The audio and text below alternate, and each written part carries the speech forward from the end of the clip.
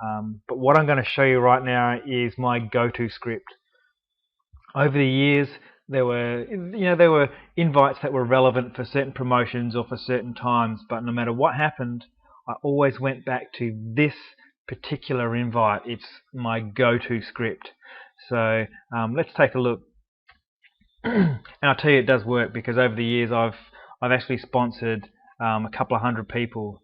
Most people join the Amway business and they can't even sponsor one, and I've built a team into the hundreds. So let's look at a couple of definitions.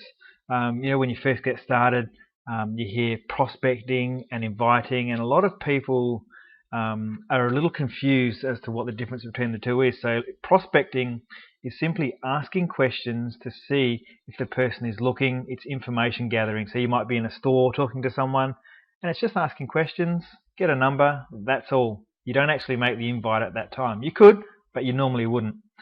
Inviting is actually using the phone to arrange a time to view the business preview. And don't try to explain the business over the phone. That's the biggest problem that new people have when they try to invite.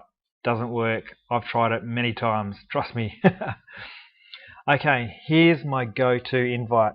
What I'm going to do is I've broken it down into 8 steps. I'm going to go through the steps. I'm going to talk about why we use these steps, and then I'll run through it as if I'm calling someone. So the first step, obviously you pick up the phone and we use the phone. That way, we don't get questions, because if you try to invite someone in person, they start asking, okay, so what's it all about? La da da da da da da. You don't want to get into that. That's the purpose of getting together with them and showing them a proper overview of what you're doing. So the first step is, I need to be quick as I'm just about to head out. That's kind of like, that's subconsciously saying this conversation is going to be short, and don't ask questions because it's only going to be short. So that's the reasoning behind that. And then I just cut to the chase. Look, the reason I called, and this is just a shot in the dark. What that does is that kind of just relaxes the whole situation. It's like, oh, by the way, it doesn't matter if you say yes, it doesn't matter if you say no, and it takes the pressure off the prospect, the person that you're talking on the phone with. If they feel under pressure, the default answer will be no. So that's just a way of relaxing them. And then I say, hey, I'm working on a couple of projects with some really successful guys. You can call whatever you're doing. If you say, oh, I'm working on a business, sometimes if you're a young fellow, maybe that's and you're calling someone older, they think you've just come out of uni and you've got a business. But if you say I'm working on some projects, it's just kind of a cool universal word that is that's quite current. And I say I'm working with some really successful guys. That takes the pressure off you, and kind of, because like I just said, if you're a person from that's just finished uni, you're young, or you don't have any credibility, maybe you've got a low-paying job, people think, well, what are you going to show me about business? But if you say I'm working with some successful guys, then it's okay. We're talking about the successful guys, not you. And then I say, I thought you'd relate to what we're doing because, and then I give a compliment. It could be, I thought you'd relate to what we're doing because I know you're ambitious. I thought you'd relate to what we're doing because you've got good people skills.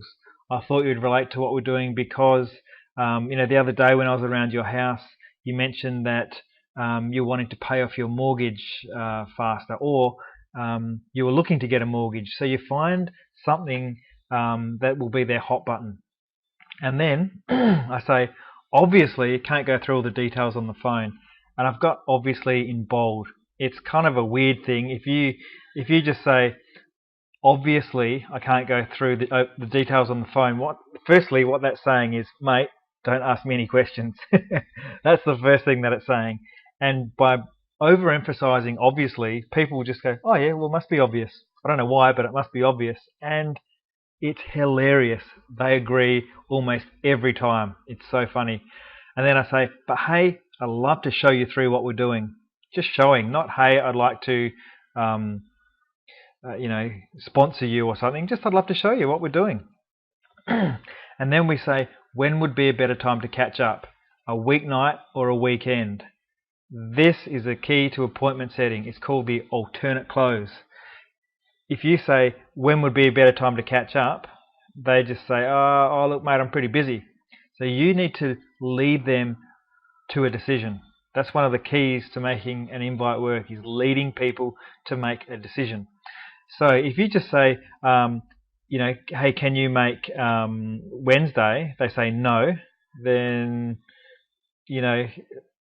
you're giving them a yes or a no answer. You don't want that. You want them to give you a yes or a yes. So the first thing, we start general and we become more specific. So we say, when would be a better time to catch up, the weeknight or a weekend? And then they say, weekends are pretty busy with the kids, so probably a weeknight. And then from there, we say, what would be a better time to catch up? What's better for you, Wednesday or Thursday? You always give them two, give them an alternate close. Or another thing you can do is say, okay, what nights are you currently busy? And then you tick off the nights they're busy. So you got nothing on Wednesday. Well, mate, let's catch up. How does 8 o'clock sound? What's going to be better? You say, what's going to be better for you, 6 o'clock or 8 o'clock? So you give them an alternate close. You give them two options. They say, I'll probably wait for the kids to go to sleep, so 8 o'clock would be good. Awesome. Look, I'm penciling that into my diary right now. If for any reason you can't make it, like a hurricane comes through your house or something, just give us a call and we can arrange another time. Sounds good? Awesome. Catch you later. Bang. Hang up the phone. So that is the kind of the nuts and bolts of the invite. My go-to invite. Guarantee this will work for you 80 to 90% of the time. So let's just run through it one more time. Pick up the phone. Ring, ring. Hey, how you doing? Hey man, how's things? Good. How's your dog? Da da da da. Yeah, good. Hey, look. Hey, I need to be quick because I'm just about to head out. Look, the reason I called, and this is just a shot in the dark, but I'm working on a couple of projects with some really successful guys, and I thought you'd relate to what we're doing because, the other day you mentioned you were looking for a way to get yourself a mortgage so you can actually buy a house and not be renting. Obviously can't go through all the details over the phone, but hey man, love to run you through what we're doing. Just wondering when would be a better time to catch up, a weeknight or a weekend? Weekend? Cool. Okay. Saturday or Sunday? Sunday. You talking afternoon or evening? Afternoon. What? Sometime after lunch? Yeah. Okay. How does 2 o'clock sound? Awesome. 2 o'clock. Done. I'm penciling that into my diary right now. Anyway, mate, I better go. Look, if for any reason you can't make it, like a hurricane comes through your house or something like that, just give us a buzz back and we can arrange another time. Sounds good? Okay. Cheers, mate. See ya. Done. That's as simple as it. When I go through this with people, they say, hang on, it's too vague. It's not specific enough. You will be shocked how often this works with my warm list, with almost cold prospects. Just it works crazy good. Trust me. Learn this. It's awesome. So some tips. When you get started, you'll be a little bit nervous. I always found just write it out. The more of your senses that you can use, it will become more fluid. So what I did is I write it out, then practice reading it out aloud. It's one thing to actually read it in your mind, but when you physically speak it through your mouth and you can actually hear it yourself, you then become more fluid. The next thing, this is, I'll tell you what, it exposes you to yourself. Look at yourself in the mirror and practice. Man, when I did this, I couldn't even look myself in the eye. My self-image was that crap. But the more I practiced, because I wanted it so bad, man, I just looked in the mirror and just practiced and practiced and practiced. And then I recorded myself and played it back, and I thought, in the beginning, man, that's why they're not getting together with me.